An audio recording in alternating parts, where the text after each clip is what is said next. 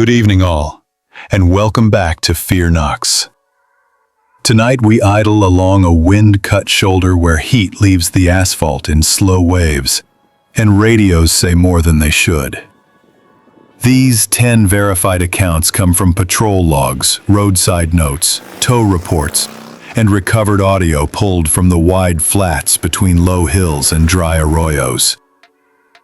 Sand moves like smoke across paint. A red band blinks on a distant ridge, and a voice on an empty channel names a route ahead. Some threats ride in false ranger trucks, flagging detours toward closed washes. Others live in black ice that forms at dawn, flash flood cuts that return with no cloud, and heat that stops engines mid-grade. If you're new here, welcome to Fear NOX, where real horror never sleeps. Subscribe and turn on the bell so you don't miss the next story we uncover. There's something waiting here every night. Out here, the signals don't fade, they linger. The static you hear might not be distance, it might be someone still calling. Now, let's take the next mile, where the horizon never stops moving.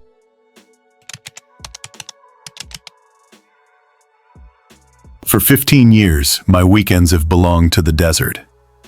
Not the manicured tourist spots, but the fringes, the dry washes, the forgotten mining tracks, the vast, silent expanses where the only sounds are wind and the crunch of tires on packed earth. My vehicle, a well-maintained 4x4, is equipped for it. Recovery gear, extra fuel, satellite messenger, and a triple redundant navigation system. I run a dedicated GPS unit, a map app on a ruggedized tablet with offline topo maps, and a laminated set of paper charts. My rule, etched into habit, is never to rely on a single source, and always, always to cross-reference before committing to an unknown path. And I always let a contact know my general route and expected return window.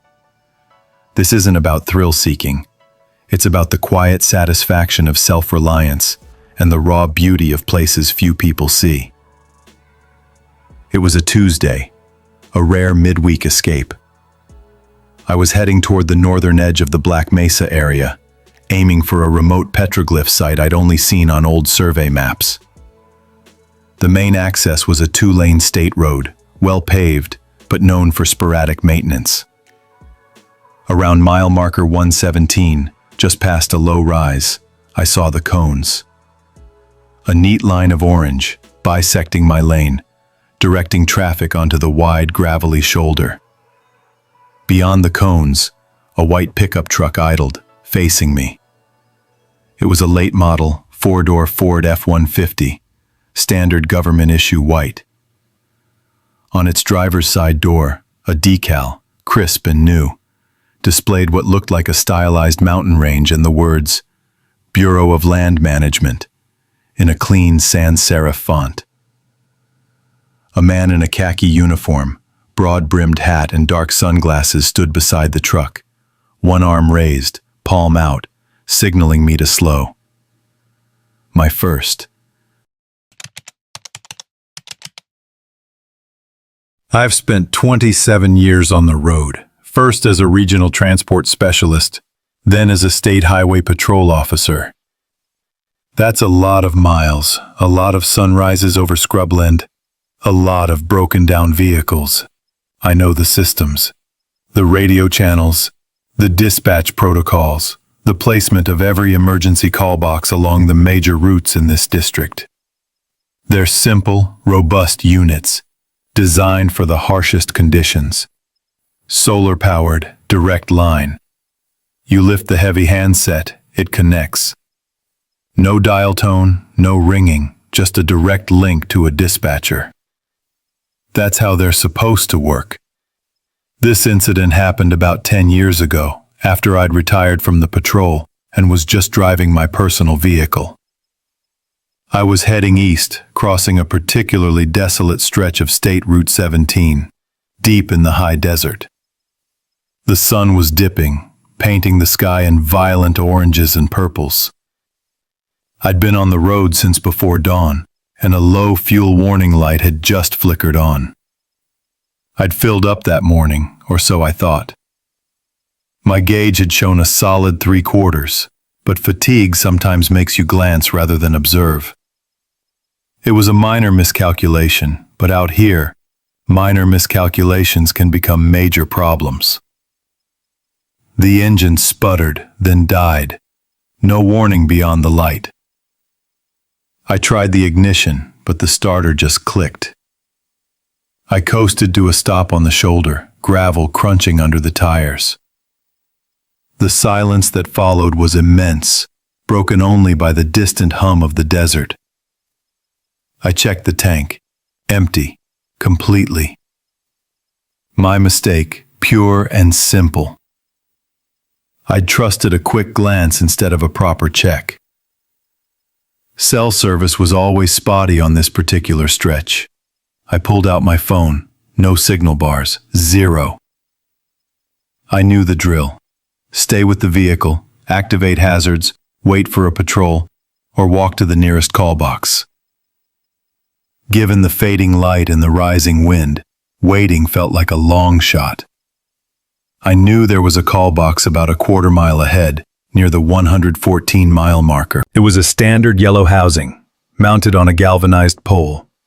A small solar panel angled towards the west. I grabbed my emergency kit, a bottle of water, and started walking.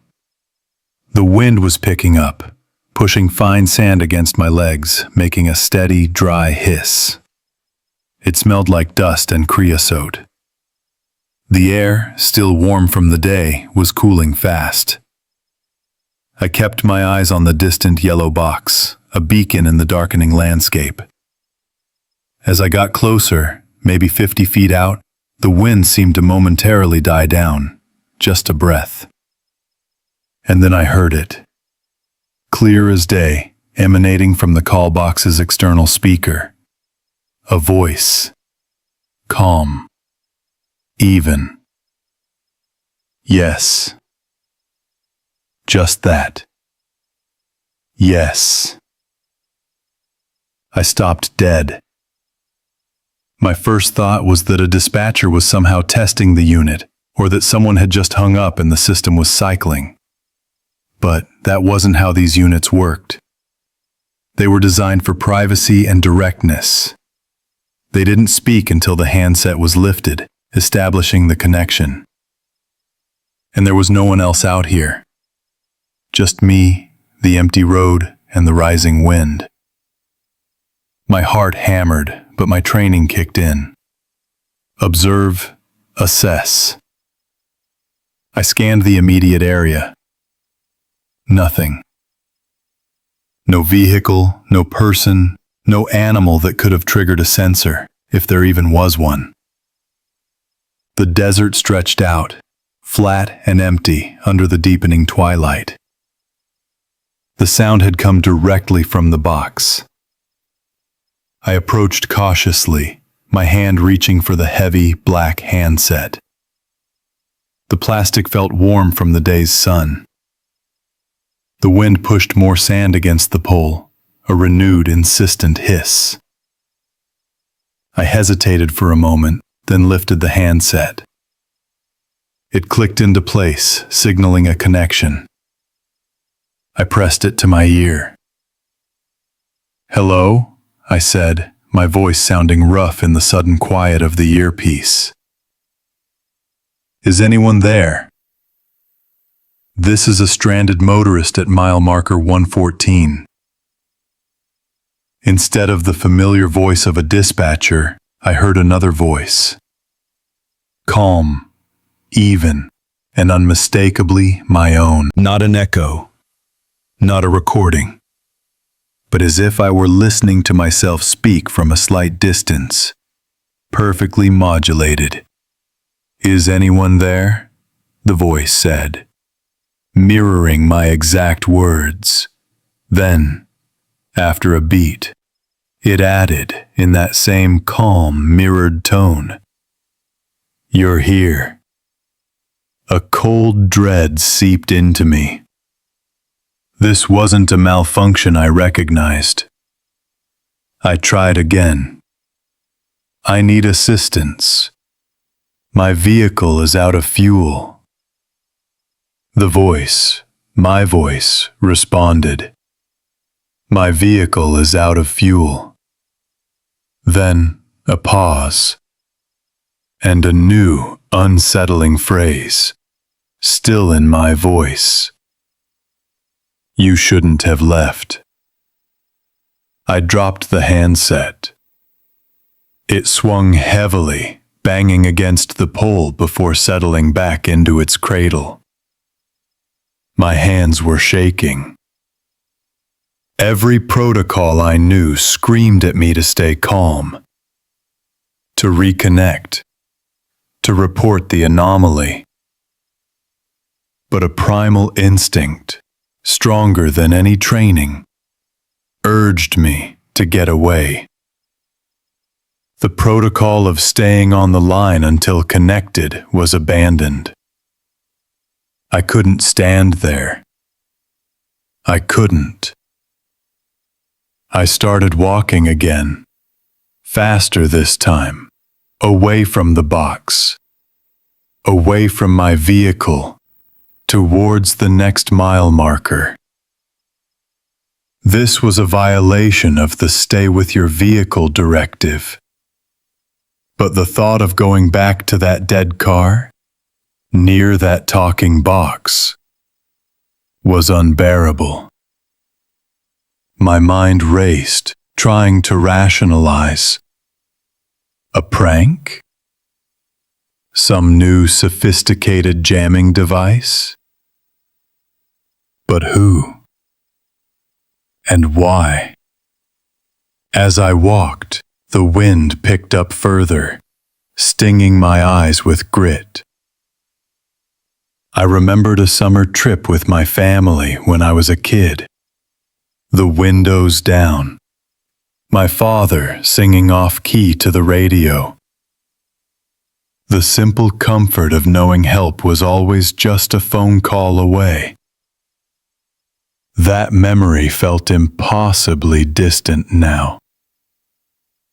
I walked for what felt like miles, though it was probably only another half-mile, until I saw the faint outline of the next call box, near mile marker 115. My legs ached. My throat was dry. This one was partially shaded by a scraggly mesquite tree, its branches rattling in the wind. I noticed a perfectly preserved, iridescent beetle shell in the gravel near the base of the pole, a vibrant splash of color in the monochrome landscape. It was a beautiful, irrelevant detail. I approached this second box with a new kind of terror. This time, there was no pre-answer. No calm, yes. Just the hiss of the sand. I hesitated, then forced myself to lift the handset. It felt heavier this time. Colder. I pressed it to my ear. Silence. Then, the voice. My voice. You came back, it said. It wasn't a question. It was a statement. Then, a long, drawn-out sigh, also in my voice, full of a weariness that chilled me to the bone. You shouldn't have left. I didn't drop the phone this time. I just held it, listening to the sound of my own voice, sighing, echoing. The wind howled around me, a physical presence. I felt profoundly watched. Not by a person, but by something that understood my movements, my thoughts. I've been a tow operator for 15 years, mostly covering this stretch of county highway. from the old logging roads up north down to the state park entrance.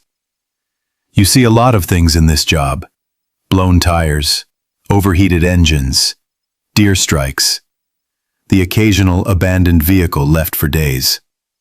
My wrecker is a second home, and the toolbox in the back has seen more sunrises than most people's kitchens. I carry a heavy-duty jump pack, a full set of diagnostic tools, and a handheld thermal imager, standard kit for anyone serious about roadside service. You learn to trust your equipment and your instincts. The call came in just after 11 that morning, a bright, clear Tuesday. Dispatch reported a dark blue sedan, late model, sitting on the shoulder of Old Mill Road, about a quarter-mile past the turnoff for the abandoned car bay. No hazards, no visible damage, just parked. It had been there since sunrise, according to a passing delivery driver. Standard abandoned vehicle report. I logged the call, grabbed my coffee, and headed out. The air was crisp, but the sun was high and strong, promising a warm afternoon. My standard operating procedure for any roadside service begins with a quick visual assessment, then a touch test. You check the tires, look for leaks, and always lay a palm on the hood. A warm hood tells you the engine has been running recently, even if the car is off. A cold hood means it's been sitting for a while, cooling down. It's a simple, reliable indicator, a first step in diagnosing the situation. Most times, it's a flat battery or a fuel issue, something routine. I pulled up behind the sedan, positioning the wrecker for safety, lights flashing. The car looked pristine, almost out of place against the shoulder weeds. No flat tires, no obvious body damage. The driver's side window was slightly ajar, maybe an inch. I walked around the vehicle, noting the deep green of the wild garlic and damp earth smell from the ditch, strong in the morning sun. Everything felt normal. I reached out, expecting the hood to be at least warm from the direct sun. Instead, my palm hit a surface that felt impossibly cold. Not just cool, but cold, like touching a block of ice. And there, under the noon sun, where the light hit it just right, was a thin, shimmering halo of frost tracing the edges of the hood. My first thought was a malfunction with my own senses, maybe a residual chill from the air conditioning in the wrecker. I pulled out my thermal imager, a device I trusted implicitly. The screen glowed, showing the surrounding pavement and the car's roof at a steady 70 degrees Fahrenheit. But the hood of the sedan was a shocking deep blue, registering 28 degrees. I thought the imager was broken. I aimed it at the wrecker's hood, then the asphalt. Both normal. I pointed it back at the sedan, still 28 degrees. I tried the door. Unlocked. The interior was clean. No personal items visible on the seats or dashboard. It was almost sterile. I slid into the driver's seat. The ignition light came on when I turned the key. But when I tried to crank the engine, there was only a single, faint tick from the fan. Then silence. No starter engagement, no engine groan. It was dead. I checked the battery terminals under the hood. They were clean, no corrosion. I hooked up my heavy-duty jump pack, a unit capable of starting anything up to a semi. After a moment, I tried the key again. Same result. A single, soft tick. Then nothing. The frost halo on the hood seemed to have thickened slightly, shimmering with an almost unnatural intensity. This wasn't a simple battery issue. I opened the hood fully. The cold air that hit my face was palpable, a stark contrast to the warm ambient air. It was like opening a freezer door. I aimed the thermal imager into the engine bay, The readings were even more extreme here. The engine block, the manifold, the various hoses, all registered temperatures well below freezing, some spots as low as 15 degrees Fahrenheit.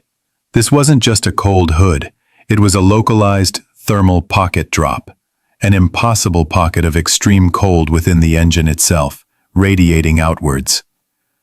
I recalled a summer afternoon, maybe 30 years ago, fishing with my dad on the lake, the sun hot on the aluminum boat, the smell of warm gasoline and lake water.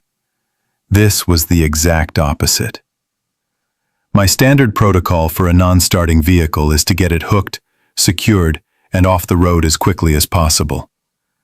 But this felt wrong. The sheer anomaly of it, the impossible cold, made me hesitate. I decided to abandon the standard tow protocol for now. This wasn't a routine breakdown. In my distraction, focusing solely on the thermal readings, I realized I hadn't even done a thorough check for the VIN plate or any registration documents in the glove box. A minor but critical oversight in my usual routine. I made the call to dispatch, describing the situation. Unit 307.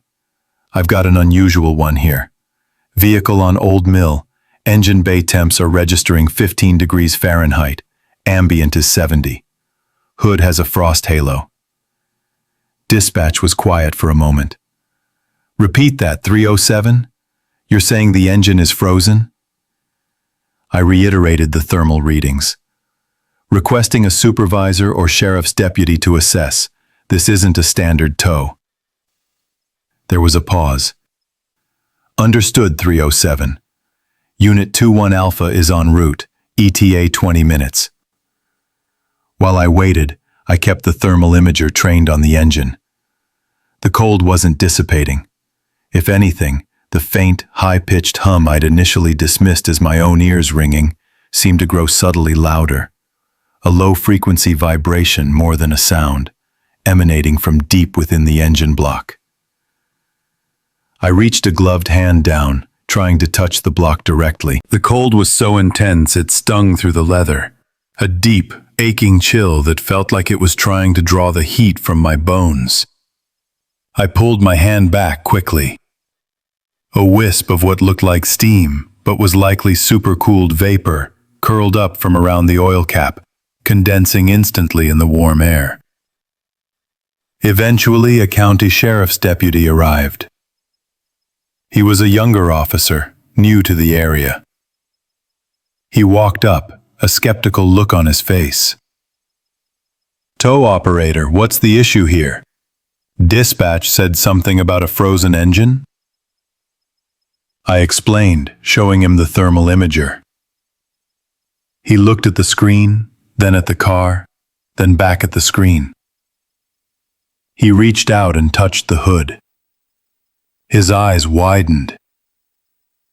That's not right." He tried to open the oil cap. The metal was stiff, almost seizing. A more pronounced puff of vapor escaped, dissipating rapidly. He pulled out his own handheld thermometer, a basic unit. It struggled, then settled on a reading of 20 degrees Fahrenheit when he held it near the block. The deputy made a call on his radio, his voice now serious. "This is Unit 21 Alpha. We have an unusual situation on Old Mill Road, requesting specialized assessment. Vehicle is not to be moved by standard means." He then turned to me. "Tow operator, we'll need you to stand by. Then log this as an environmental anomaly. The vehicle is secured." I packed up my gear, the thermal imager still showing the impossible cold. As I drove away, I looked back in my mirror. The sedan sat there, pristine, on the shoulder weeds. Even from a distance, the frost halo on its hood was visible, shimmering faintly in the bright noon sun. A block of impossible cold defying everything I knew about physics and engines. The incident log felt insufficient, the explanation inadequate. The hum, the frost, the deep, bone-aching cold. None of it made sense. My thermal imager, when I checked it back at the shop, was still functioning perfectly. 15 years on night patrol in this sector. You learn the rhythms of the land. The way the wind carries the scent of sagebrush after a rain. The distinct call of a coyote at 3 a.m. The subtle shift in air temperature that signals a frost pocket. My vehicle, a standard-issue patrol SUV, is my office and my lifeline out here. Equipped with a spotlight, a tactical tablet for logging, a first aid kit, and enough comms gear to contact the moon if needed. I know these roads, especially the stretches prone to trouble. My route often takes me through the low arroyo bends, places where cold air settles and moisture lingers, making them prime candidates for early morning ice. My protocol is simple. If the dash gauge reads near freezing, I slow down, visually inspect, and if any slick spots are detected, I report it to dispatch for a sand truck and mark the area until it's clear. It's a system that has served me well, preventing countless accidents over the years. This morning, the dash temperature read 2 degrees Celsius. Clear skies, no recent precipitation. The air felt crisp but not biting. Everything suggested a clear run. I was nearing the end of my shift, the sky just beginning to lighten with a faint, bruised purple along the eastern horizon. I approached the familiar dip into the low arroyo bend, a section of 2-lane blacktop that snaked gently past an old cattle guard before climbing out onto higher ground. The vehicle's tires lost purchase with shocking suddenness. Not a gradual slide, but an immediate, sickening detachment from the road. It wasn't a patch of ice. It felt like the entire lane beneath me had simply vanished. My hands tightened on the wheel, reacting on instinct. I felt the rear end try to come around. A slow, deliberate drift that seemed to defy the vehicle's weight. I corrected, countersteered, feathered the accelerator. The tires found purchase again with a jolt, and the SUV straightened out, shuddering. I brought it to a halt, heart hammering against my ribs, about 50 yards past the cattle guard. I activated the hazards and cut the engine. The silence that followed was profound, broken only by the ticking of cooling metal. My dash gauge had been wrong, or at least dangerously misleading for this specific microclimate. I had trusted it, a small lapse in judgment born of fatigue and routine. Stepping out, the air bit with an unexpected chill. The ground crunched under my boots as I walked back, the beam of my heavy-duty flashlight cutting a path through the pre-dawn gloom. The asphalt was indeed coated in a glaze like glass, a thin, transparent sheet that had formed silently at dawn. It was almost invisible without direct light. My own tire marks were etched into this surface, a slow, angled skid that veered subtly towards the scrub on the shoulder. But as I traced the path, something didn't add up. The angle of the skid wasn't consistent with a simple loss of traction and recovery. It looked off, as if the road itself had shifted beneath the tires, carrying them along for a brief, terrifying moment. I walked further back, towards the arroyo's lowest point, the beam of my flashlight playing over the surface. The cattle guard was undisturbed, its metal grates cold and dull. Just beyond it, where the road began its gentle curve, I found it. The lane had shifted. Not cracked, not buckled, but moved. The white fog line painted along the shoulder was discontinuous. It looked like a clean, lateral displacement of the entire asphalt surface. Perhaps 6 inches to the west, over a span of about 30 feet. The blacktop, a solid, engineered structure, had simply slid sideways. This wasn't a typical road hazard. This wasn't a pothole or a frost heave. This was a section of pavement, an estimated foot thick and weighing tons, that had been displaced as if it were a loose mat. The drift edge, where the road met the dirt shoulder, showed a clean shear line, like a giant's knife had sliced through the earth and pushed the road over. There was no crumbling, no upheaval of the surrounding dirt, no evidence of a landslide or a washout. Just the road, perfectly intact, but misaligned. I pulled out my radio. Dispatch, Unit 1. I'm on County Road 27, just past the Arroyo Bend Cattle Guard. Reporting black ice hazard. Advise sand truck. Also, I have an unexplained road displacement. A pause. Unit 1. Clarify road displacement. Did you say the road moved? Affirmative, dispatch. A section of the westbound lane, approximately 30 feet long, has shifted laterally about 6 inches. Appears to be a clean shear. No obvious cause. Understood, Unit 1. Stand by for further instructions. We'll notify engineering. My standard procedure for documenting an incident like this would be to measure the displacement, photograph the scene from multiple angles, and log precise coordinates. I pulled my tape measure from the vehicle's utility compartment. I tried to establish a baseline from the undisturbed cattle guard, but the ice made footing treacherous. I fumbled with the end of the tape, my gloved fingers stiff with cold. I tried to take a photo with my tablet, but the low light, combined with the reflective ice, created a blinding glare from the flash, obscuring the critical details of the shear line. The images were useless, just blown-out patches of white. My documentation protocol, usually so reliable, had failed completely in these impossible conditions. I remembered a summer evening, years ago, sitting on the porch swing with my grandmother, watching fireflies blink in the humid air. The scent of honeysuckle was thick, and the only sound was the gentle creak of the swing.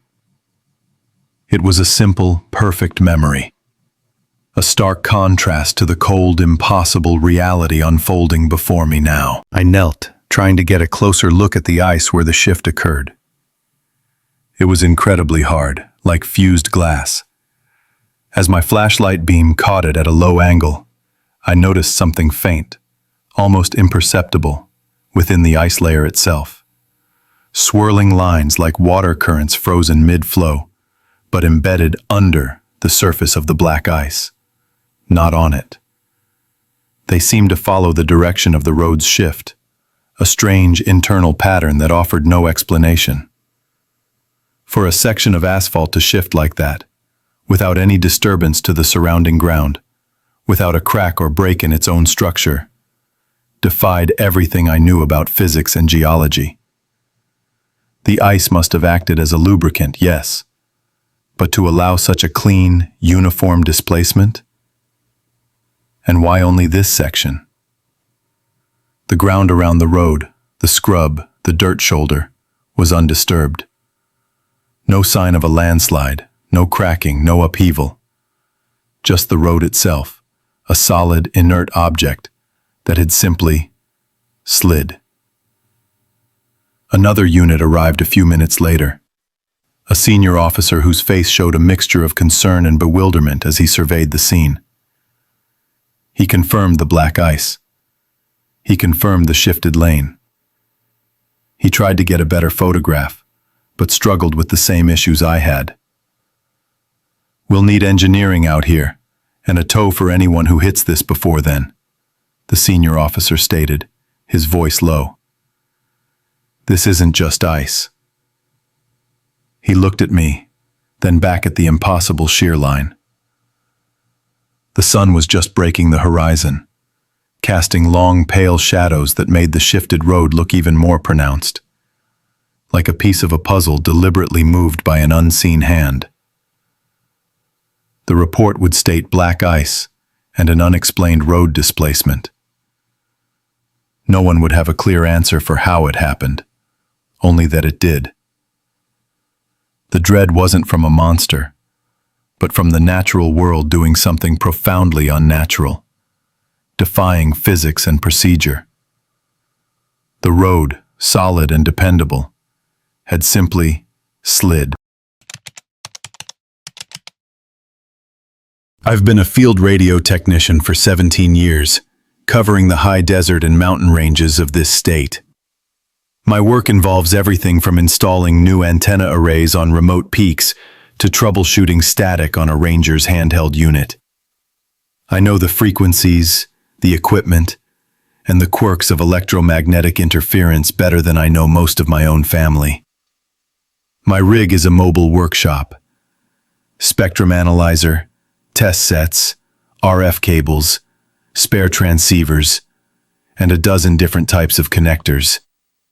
My job is to ensure clear communication, especially on the emergency bands. When a channel goes quiet, that's a problem. When it speaks when it shouldn't, that's a different kind of problem altogether. It was a Tuesday, late afternoon, sun already dropping towards the western ridges, casting long purple shadows across the scrubland. I was at the Relay Hill turnout, just off the old service road, performing routine quarterly maintenance on a UHF repeater. The air was dry and still, carrying the scent of warmed sagebrush and a faint, metallic tang that often precedes a desert thunderstorm. My logbook showed the last full sweep of the emergency bands from this location was 3 months prior. All clear. My current task was to check power output, antenna VSWR, and run a full diagnostic on the repeater's control logic. The protocol is clear. On site, I conduct a full spectrum sweep of all assigned public safety frequencies, plus a few common interagency channels, just to catch any unauthorized bleed-over or harmonic issues. Every unit on our network, whether a mobile patrol vehicle or a static repeater, has a unique identifier. All emergency traffic, by federal regulation and departmental policy, must include a unit ID and a clear message. Any transmission without an ID is considered rogue and must be investigated immediately. This is the bedrock of reliable communication. I had just finished checking the primary repeater's output, logging a solid 45 watts, when I ran the sweep on the auxiliary receiver. This receiver monitors a specific emergency search and rescue frequency, typically quiet unless an incident is active.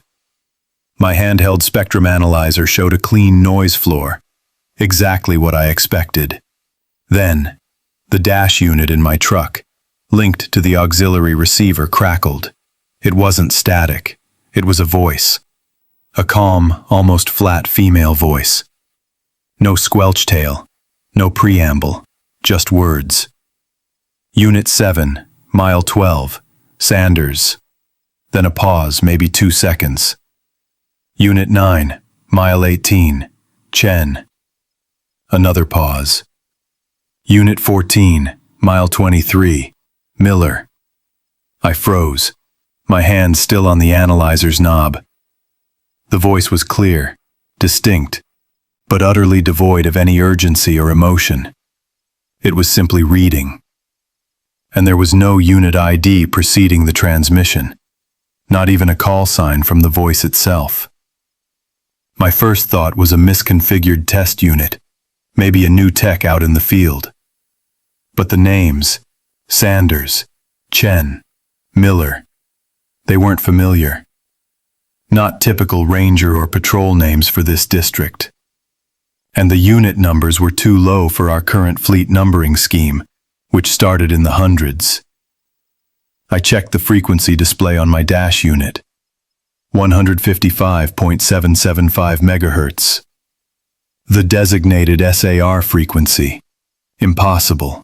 My analyzer still showed a clean noise floor, no active carrier. This was a ghost. I tried to key up my handheld on the same frequency. Nothing. No response. No break in the list. Unit 21, mile 30, Davies. I leaned closer to the dash unit, my breath fogging the plastic. The voice continued, methodical, relentless. I started scribbling in my logbook, noting the time, 16:47 PST-.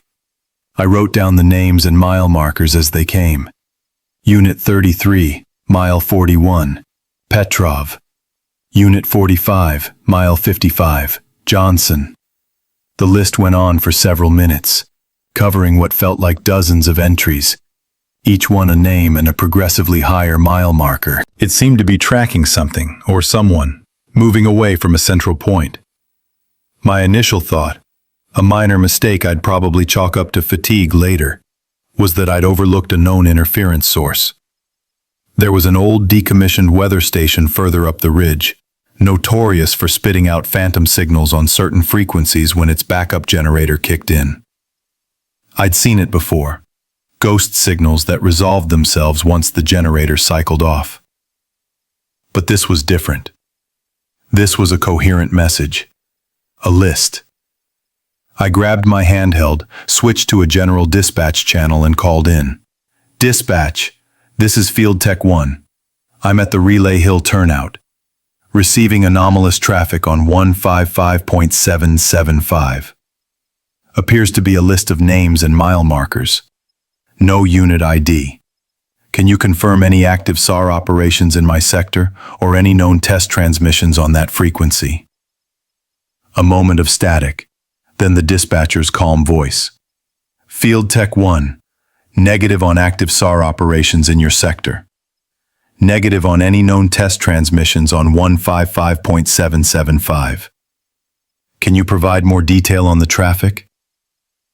I relayed what I was hearing. The names, the mile markers. The dispatcher sounded increasingly concerned. Field Tech 1, advise you attempt to contact the source. Query for unit ID and purpose of transmission. I switched back to 155.775. The voice was still there. Unit 88, mile 98. Kim. I keyed up my handheld. Unidentified unit transmitting on 155.775. This is Field Tech 1. Please identify yourself and state your purpose. Over. Silence. The voice continued. Unit 90, mile 101. O'Connell. It was as if I hadn't transmitted at all. My own transmission didn't even cause a blip or a momentary squelch break. It was like transmitting into a void, yet the voice persisted. This violated every protocol. An unidentified transmission on an emergency band that couldn't be interrupted or queried. I tried again, louder, holding the key down longer. Nothing. The list continued. I decided to try to isolate the source. I grabbed my directional antenna and connected it to the analyzer, sweeping the horizon. The signal seemed to be originating from the repeater itself, or very close to it. But that made no sense. This was an output, not an input. I climbed the short ladder to the antenna rack, the warm metal smelling faintly of ozone in the setting sun. I checked the connections, all tight. The antenna itself looked fine. I decided to take the auxiliary receiver offline. If it was some internal fault, powering it down should clear it. I logged the time. 17:05 PST. I flipped the breaker for the auxiliary receiver, plunging its indicator lights into darkness. The dash unit in my truck went silent. Finally. I waited, listening to the wind rustle through the sparse desert brush. The silence was absolute. I keyed up my handheld to dispatch. Dispatch, I've powered down the auxiliary receiver. The anomalous traffic has ceased. Understood, Field Tech 1. Advise you proceed with standard diagnostic. Keep us updated. I spent the next 20 minutes running diagnostics on the now offline receiver, checking its internal buffer, looking for any corrupted firmware or rogue programming. Nothing. Everything appeared normal. I even removed the main power cable, letting it sit for 5 minutes, effectively performing a hard reset. This was a standard procedure for clearing any transient data or buffer overflows in the system. I remember a time, years ago, when a similar issue with a weather sensor's data stream was fixed simply by pulling the plug for 10 minutes. It was always the simplest solution. Confident I had cleared whatever phantom data might have been present, I reconnected the power cable and flipped the breaker back on. The indicator lights glowed green. The dash unit in my truck came back to life, its display cycling through boot-up messages. Then, the crackle. Unit 7, Mile 12, Sanders. The same voice. The same calm, flat tone. The exact same list. It had started over. It was playing again, from the very beginning. The buffer, the memory, whatever it was, had persisted through a complete power cycle and a hard reset. It was as if the receiver was not just playing a signal, but replaying a recording of a signal that shouldn't exist. A recording that refused to be erased. I stared at the dash unit, then at the silent, green-lit receiver in the rack. The air grew colder as the sun dipped below the horizon. I called dispatch again, my voice tighter than I intended. Dispatch, Field Tech 1. The traffic has returned. It's the exact same sequence. It started over, from the first entry, after a full power cycle and hard reset of the auxiliary receiver. There was a longer pause this time from dispatch. Understood, Field Tech 1. Do not attempt further diagnostics. Secure the site. Advise you return to base immediately with the auxiliary receiver. Do not power it on again until instructed. I packed my tools, my hands moving mechanically. The voice continued its methodical recitation in the background, a relentless echo in the darkening desert. Unit 14, Mile 23, Miller. Unit 21, Mile 30, Davies. I could still hear it as I drove away. The names and mile markers charting an unseen journey, a broadcast from nowhere, replaying into the void. The receiver sat in the back of my truck, a silent, inert box. Yet the memory of that voice felt like it was still emanating from its core. I knew I had followed every protocol, every step. But some things, it seemed, didn't follow the rules. And some voices, once heard, simply refused to be forgotten. I've been a roadside ranger for 16 years, patrolling the high desert and mountain passes of the interstate system. My beat covers 150 miles of unforgiving terrain, from the sagebrush flats at 6,000 feet to the alpine timberline at 9,000. It's mostly routine. Disabled vehicles, debris removal, wildlife hazards, the occasional brush fire. I know the roads, the weather patterns, and the way light plays tricks in the early morning or late evening. My patrol vehicle is a mobile office, a rolling toolbox, and sometimes a temporary shelter.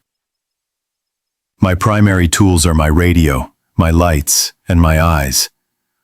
often augmented by the network of traffic cameras we monitor from the operations center. It was just past 0200 hours on a Tuesday, a cold, clear night with a sliver of moon. I was at the console in the operations center, sipping lukewarm coffee, running through the overnight camera sweep. Most screens showed empty stretches of asphalt, the occasional semi-truck a distant blur of headlights. The air handler hummed a low, constant note.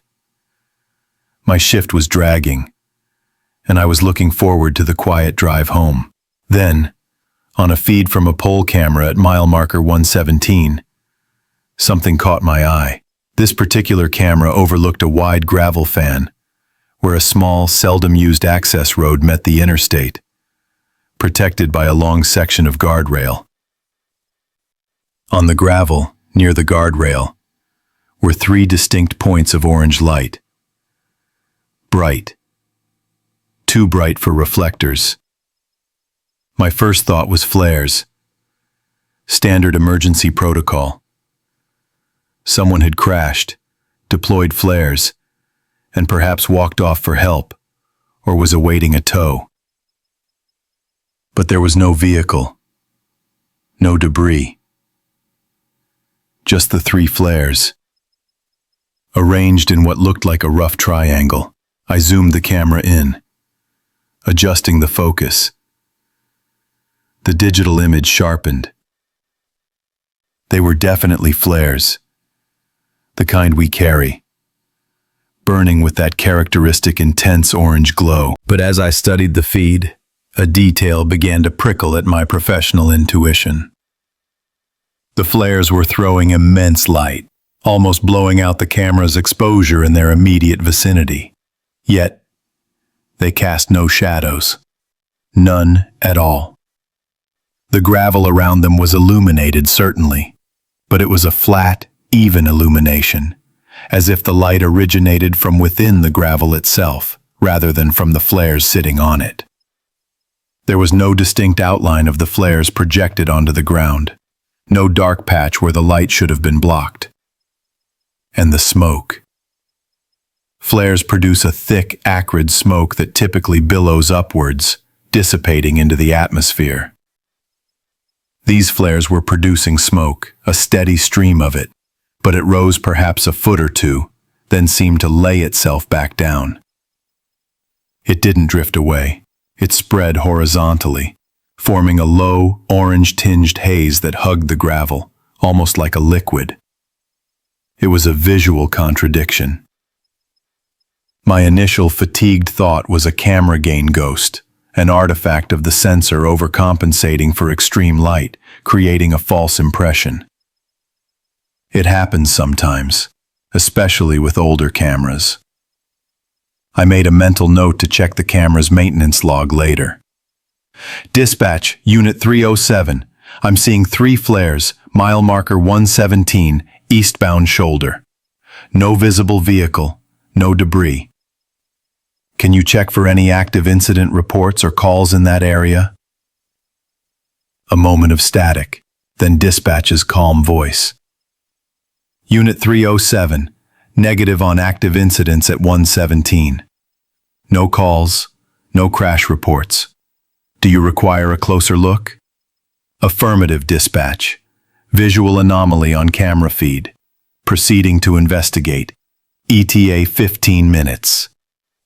I logged out of the console, grabbed my patrol bag and headed for my vehicle. The cold outside was a shock after the climate-controlled operations center. I started the engine, the diesel rumbling to life, and began the drive. The interstate was quiet. The only sound, the hum of my tires on the asphalt, and the occasional crackle of the radio. As I drove, I replayed the camera footage in my mind, the lack of shadows, the peculiar smoke. It bothered me more than it should have. I'd seen plenty of camera artifacts over the years. Blown-out highlights, lens flares, even ghosting, but this felt different. It felt deliberate. I dismissed the thought as a product of too much coffee and too little sleep. My small professional mistake was letting the initial rationalization for the smoke anomaly, a trick of the camera lens or environmental factor, override the unsettling clarity of the visual contradiction. I should have flagged it as more than just a gain ghost from the start. 15 minutes later, my headlights cut through the darkness, illuminating the guardrail and the gravel fan. I slowed, activated my amber strobes, and pulled onto the wide shoulder, parking several hundred feet downwind. This was standard procedure. Approach from a safe distance, assess for hazards, ensure no active traffic incident. The air was still and cold, biting at my exposed skin as I stepped out. I could smell the faint, sweet metallic tang of creosote bush from the desert floor, carried on the light breeze. An irrelevant detail, but it grounded me. I grabbed my heavy-duty flashlight, my fire extinguisher, and my handheld digital camera for documentation. My heart rate was up, not from fear, but from the professional anticipation of an unknown hazard. I walked towards the flares, my boots crunching on the loose gravel. As I got closer, the light intensified. It was indeed orange, incredibly vivid. The 3 flares sat exactly as they had appeared on the camera. A perfect equilateral triangle, each side about 3 feet long. There was no vehicle, no sign of human activity. The guardrail was pristine, unscratched. The gravel fan was undisturbed, save for the flares themselves. I shone my flashlight directly at the nearest flare. Its beam, normally a sharp, focused cylinder of light, seemed to simply end at the flare's surface. It didn't reflect, didn't create a shadow. My own shadow, cast by my headlights, stretched long and clear behind me. But the flares themselves, despite their intense emission, created no corresponding shadow on the gravel. It was as if the light they produced had no directionality, no throw. It just was. I knelt, cautiously, my hand hovering near one. The heat was immense, a dry, scorching wave that radiated outwards. Yet, the gravel directly beneath and around the flare felt cool to the touch. I pulled back my hand, confused. I remembered, as a child, watching 4th of July fireworks with my grandfather. The way the smoke drifted high into the summer sky. The way every spark and flash cast a dancing, ephemeral shadow against the neighbor's fence. This was nothing like that. This defied every natural law I understood. The smoke. It was exactly as the camera had shown. It rose, dense and orange, then seemed to reach an invisible ceiling about 1.5 feet above the flare. Instead of dissipating, it flattened, spreading outwards, and then flowing downwards like an inverted waterfall, pooling around the base of the flares.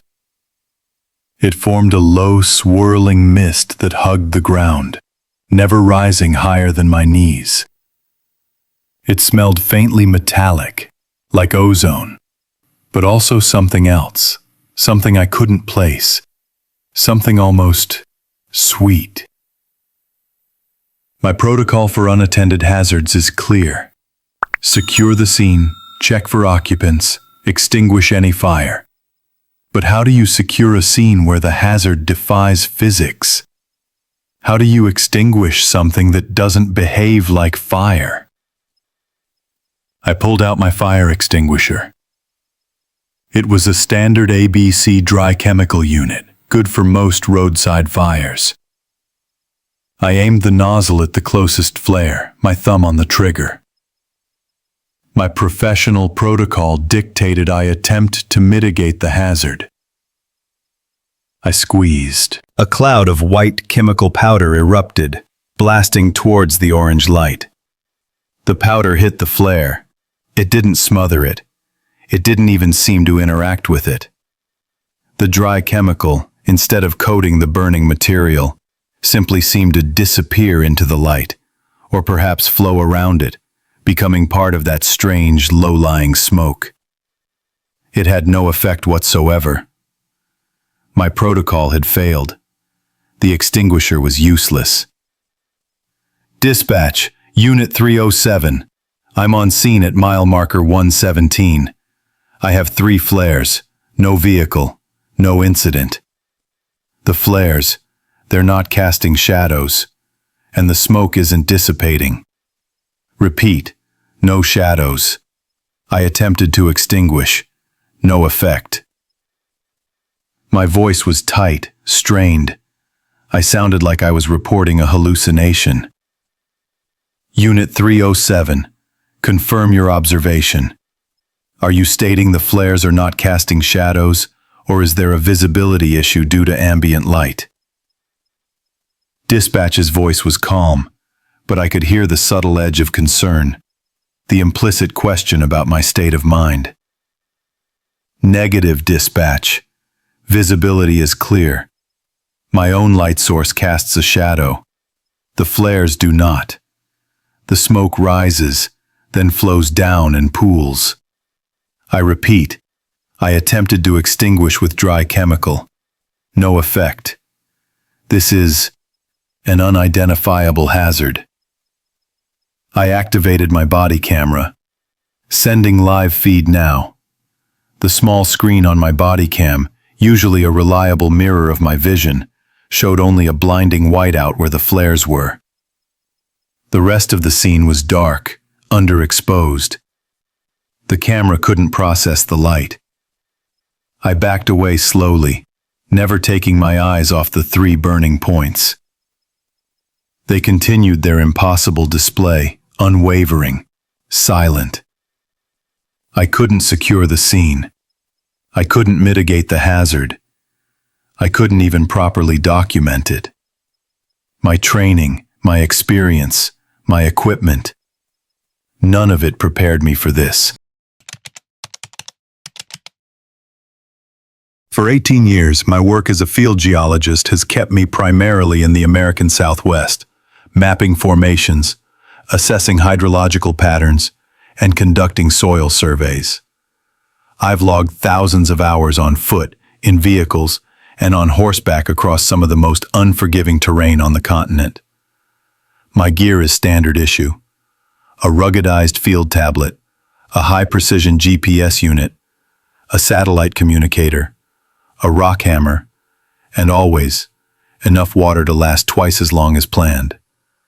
My job relies on observation, documentation, and the understanding that the Earth, while complex, operates on discernible principles.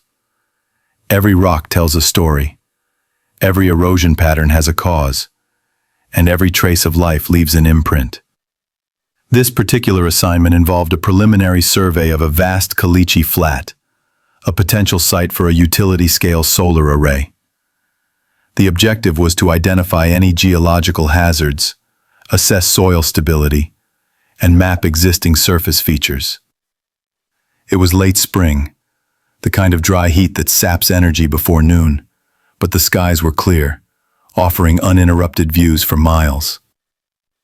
I was working a grid pattern, marking waypoints and taking soil samples, when I first saw them. They were human footprints, clear and distinct in the fine, pale dust that coated the caliche. Not deep, but perfectly formed, as if pressed by someone walking with deliberate, even steps.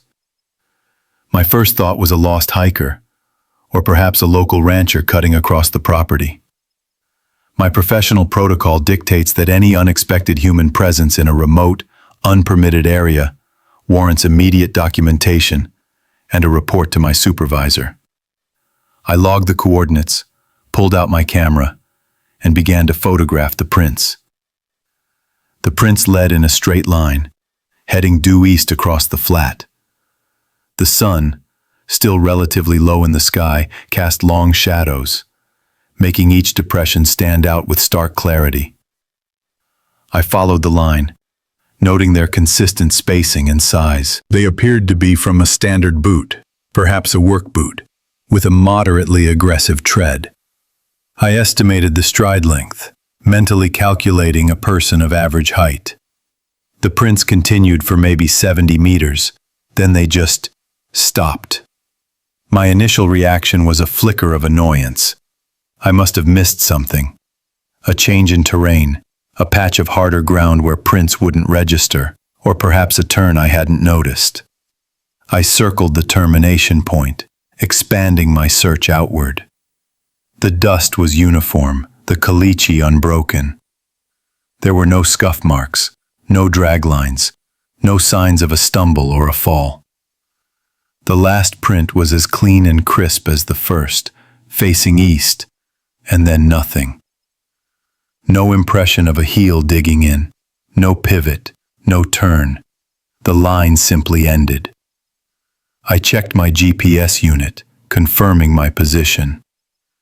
I took more photographs, placing my field hammer next to the final print for scale. I knelt, examining the dust with a hand lens, searching for any disturbance, any faint impression that might suggest a departure. There was nothing. It was as if the person had simply ceased to exist at that precise point.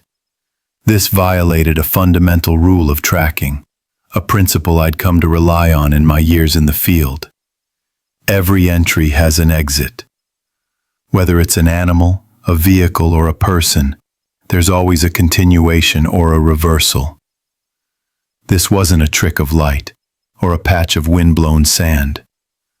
The prints were too distinct, the dust too undisturbed. I radioed my supervisor. "I've encountered an anomaly," I stated, keeping my voice neutral, professional. "Human tracks, heading east. They terminate abruptly at coordinates." I relayed the precise location. No exit tracks visible after extensive search of the immediate area. There was a pause on the line. "No exit? Are you certain of that, geologist?" "Affirmative. I've circled the point twice, expanded the search to a 30-meter radius. The prints just stop." "Understood. Expand your search to a 100-meter radius. Look for any geological features that might obscure tracks. A hidden arroyo, a rock overhang, anything. Report back in 30. I began a methodical grid search, expanding outward from the termination point. The sun was higher now, beating down with a relentless intensity that made the air shimmer above the caliche, distorting distant cholla patches into wavering specters. My water intake increased. I swept my eyes over every inch of the ground, looking for even the faintest scuff, a displaced pebble, anything to explain the impossible. I moved towards a low rise where a sparse patch of cholla cactus grew, their barbed arms glinting in the sun. The ground around them was equally undisturbed. My mind raced, trying to conjure a logical explanation. Maybe a helicopter pickup? But there would be rotor wash marks, flattened vegetation, a landing zone. There was nothing. A sudden, powerful gust of wind that erased all traces? Unlikely, given the pristine nature of the final print. The dust showed no signs of recent wind activity. I had once, years ago, tracked a lost dog for miles through a suburban park, following faint paw prints in the damp grass until I found it curled up under a bench. That felt like a solvable puzzle. This was not. I pushed further, towards the distant rim rock that marked the edge of the flat. My boots crunched softly on the caliche, the only sound apart from my own breathing and the occasional, almost imperceptible hum of a distant high-altitude jet. I was starting to feel a familiar fatigue, the kind that can lead to small errors in judgment. Earlier, I'd almost tripped over a loose rock, a minor misstep I usually avoid. I reminded myself to stay focused, to trust my training.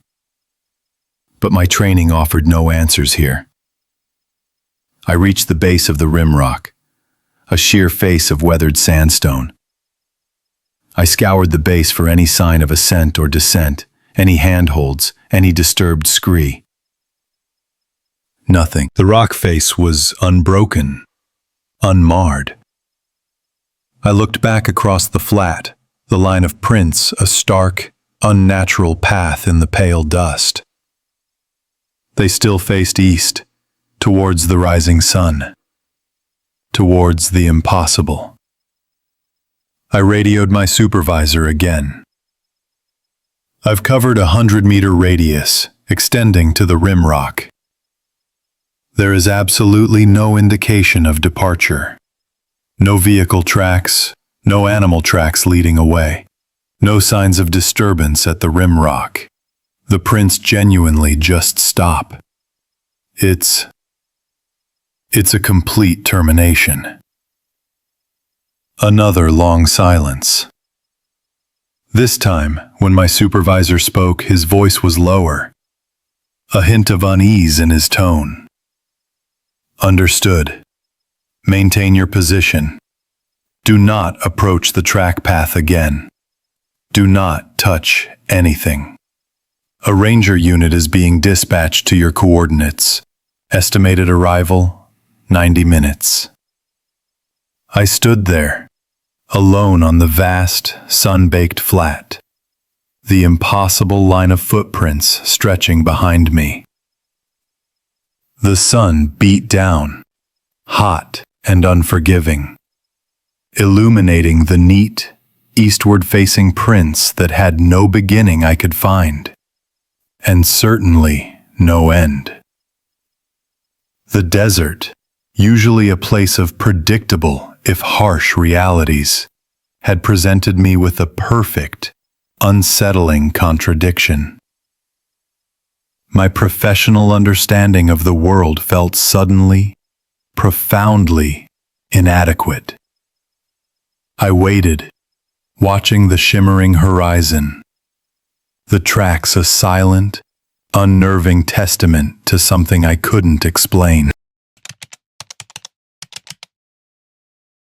I've been running freight for almost 15 years, mostly across the Midwest. You learn the routes, the rhythms of the road, the way the light hits the cornfields at dawn, the smell of rain coming in from the plains. My rig is my office, a rolling 18-wheeler, and I trust my instincts as much as I trust the GPS and the manifest. My livelihood depends on getting cargo from point A to point B, on schedule and intact. That means vigilance, especially on late-night hauls through stretches of highway where cell service drops out and the nearest town is 50 miles back. This particular run was a time-sensitive load of specialized industrial components, due in Wichita by 0600. I was making good time, just past midnight, on a 2-lane state highway known for its long, straight sections and occasional construction detours. My manifest had a note about a possible bypass around mile marker 187, but my GPS showed clear sailing. Still, I kept an eye out. Protocol dictates that any significant deviation from the planned route, especially unannounced construction, gets reported to dispatch immediately. It's a safety measure, keeps everyone informed, and ensures I don't get stuck. When in doubt, pull over and call it in. That's the rule. The air conditioning in the cab hummed, a steady drone against the low rumble of the engine. Outside, the night was clear, stars sharp points in the black sky. I passed mile marker 186. Then, just as expected, or perhaps just as I was primed to expect it, a flicker of orange ahead. A detour sign. It was a standard sheet sign mounted low, but something about it caught my eye. It showed 2 arrows pointing opposite directions, one angled left, one right, east and west. The paint on the arrows, though, wasn't crisp. It looked like a single pass, not 2 distinct strokes. Like one thick, slightly blurred stroke that somehow created the impression of 2 separate directions. A visual trick, maybe, or just a cheap sign. I was tired, and the ambiguity felt like a distraction. My internal clock was pushing me to make time.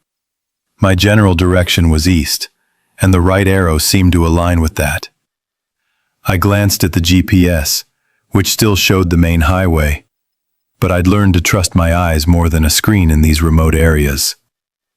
As I approached, I saw two other rigs, big dry vans like mine, and a sedan already slowing.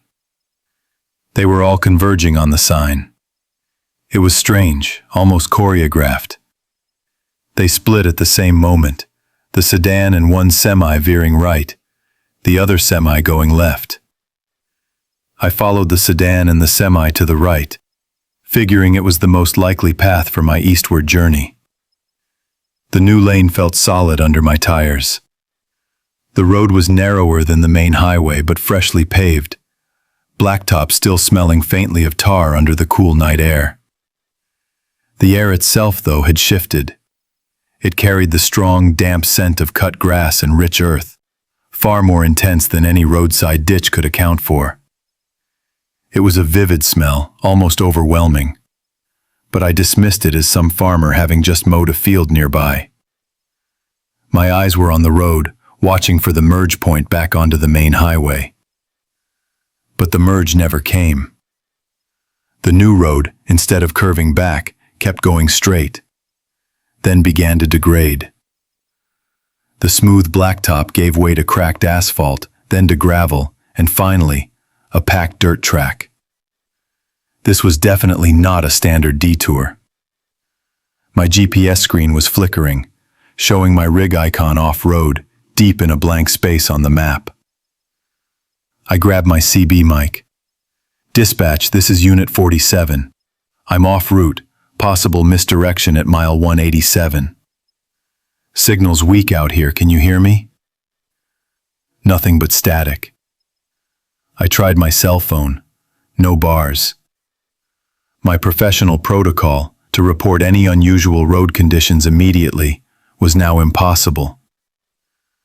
The silence from the radio was unsettling. I thought of a time years ago when a GPS glitch sent me down a long, winding dirt road to a remote dairy farm. I'd eventually found it, after an hour of bumping along, but this felt different. This felt empty. The dirt track ended abruptly at a gate. Not a construction gate, not a modern chain-link barrier. This was an old, rusted iron gate, half swallowed by overgrown brush, its hinges seized. Beyond it, a service berm, thick with wild grasses and saplings, rose up like an earthen wall. This wasn't a bypass. It was a dead end. There were no turnaround signs, no lights. Just the dense, silent wilderness. I started the slow, careful process of turning the rig around on the narrow track. The trailer swung wide, kicking up dust. As my headlights swept across the overgrown berm, they caught something half buried in the tangle of weeds and roots. A wooden stake, thick and weathered, its top barely visible. I stopped the truck, killed the engine, and stepped out into the absolute quiet.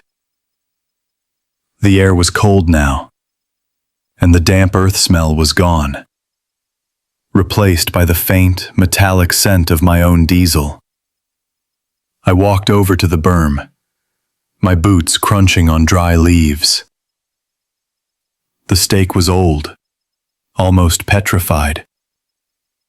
Faded, hand-carved symbols or numbers were barely visible on its surface.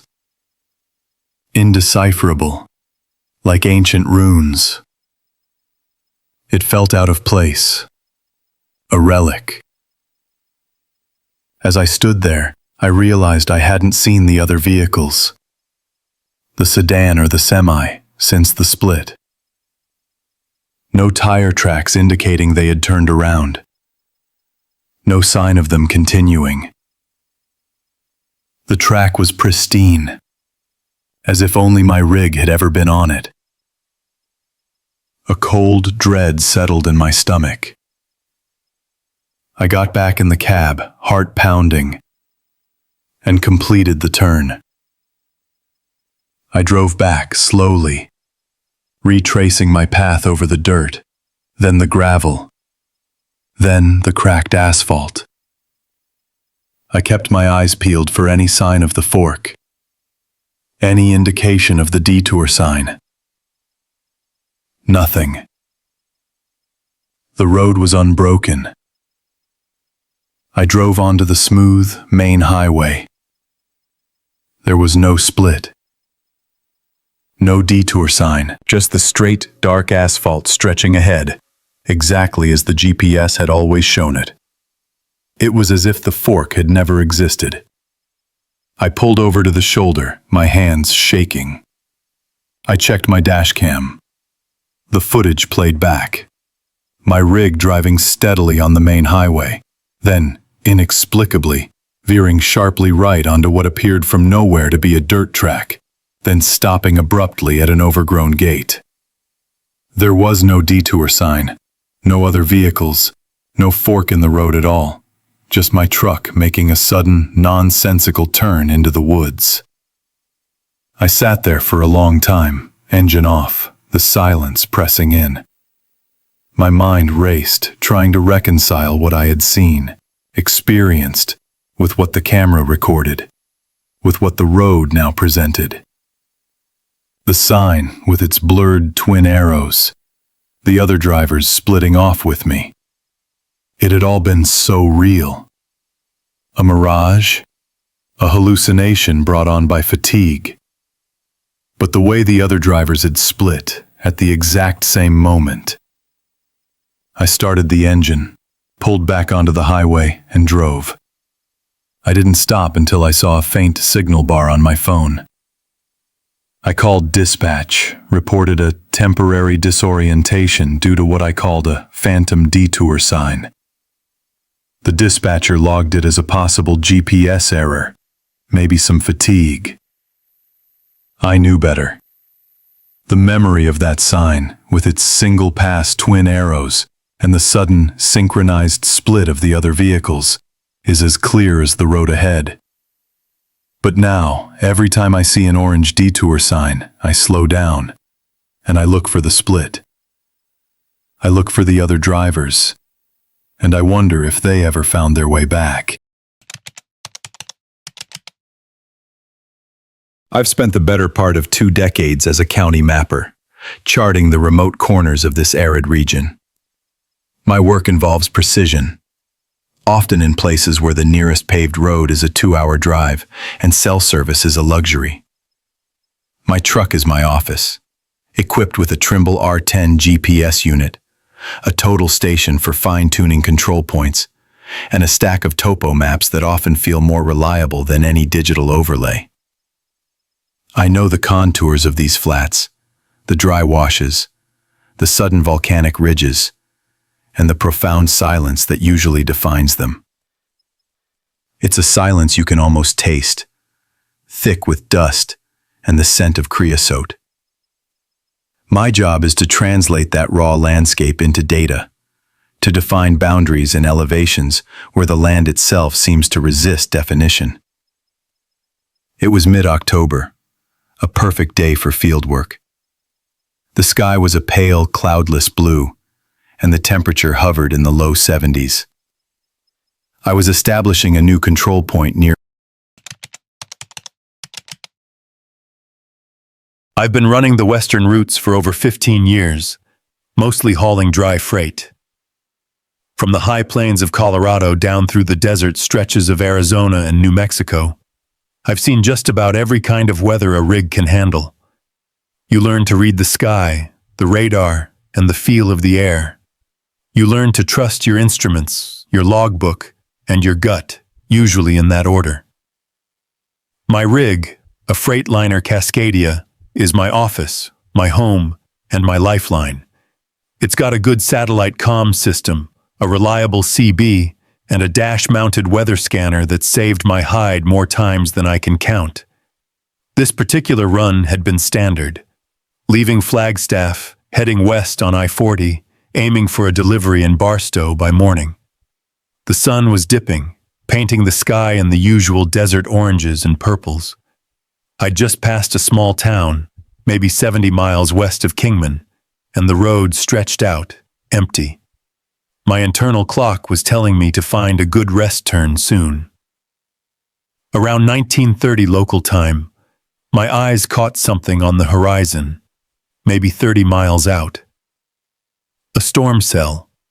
Nothing unusual about that, especially this time of year. But there was something about it that struck me as solid. It was a deep, bruised purple-black, a compact mass against the fading light. I'd seen plenty of squalls, microbursts, and full-blown thunderstorms. They churned, they drifted, they pulsed with lightning. This one just sat there. I glanced at the dash scanner. The radar showed a localized area of high reflectivity, a strong cell, but its movement vector was almost zero. That was odd. All the other cloud formations in the sky, higher up, were clearly moving east to west, pushed by the prevailing winds. But the cell itself, down low on the horizon, was anchored. It looked like a dark, inverted teardrop, hanging motionless. My protocol is always to maintain a buffer with any significant weather. Check the radar, check the visuals, call dispatch if there's any doubt. I could see the cell was intense, but its lack of movement made me think it was either dissipating rapidly or just a very localized, stationary system. I figured I could skirt it, or at least get closer to a designated rest stop just past the west verge of where it appeared to be, and then pull over if it looked like it was going to be an issue. A slight misjudgment, born of wanting to make good time and not wanting to stop in an unlit, unofficial pull-off. As I closed the distance, maybe 20 miles out, the air began to change. Not just the temperature drop that comes with evening, but a subtle, almost metallic tang. The kind of smell you get before a big electrical storm, but there was no lightning, no distant rumble of thunder. My CB radio, which had been quietly humming with the occasional chatter from other drivers, suddenly erupted in a burst of static, then went silent. Just dead air. I flicked through the channels. Nothing. Then the static started to crawl, not just on the radio, but physically. I felt a faint prickling sensation on my skin, like tiny needles, especially on my arms and the back of my neck. I looked at the dash.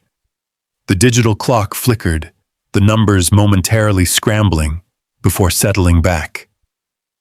The GPS display glitched, showing my position briefly jump 100 miles north, then snapping back to the correct location.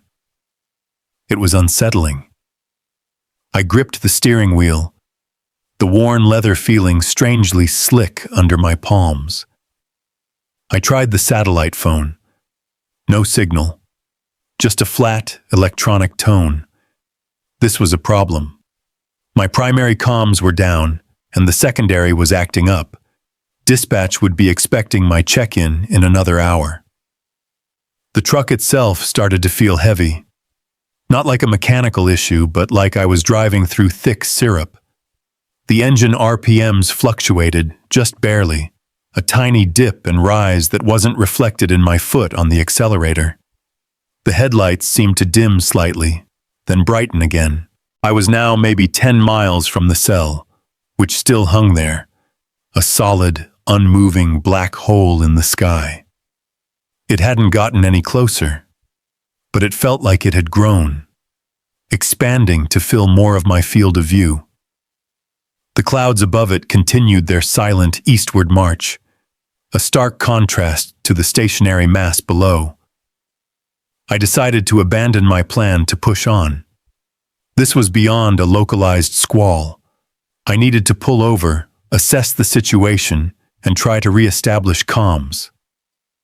Up ahead, I saw the sign for a small rest turn, one of those gravel pull-offs with a rusted picnic table just before the terrain opened up into what locals called the marker flats, a wide, desolate expanse.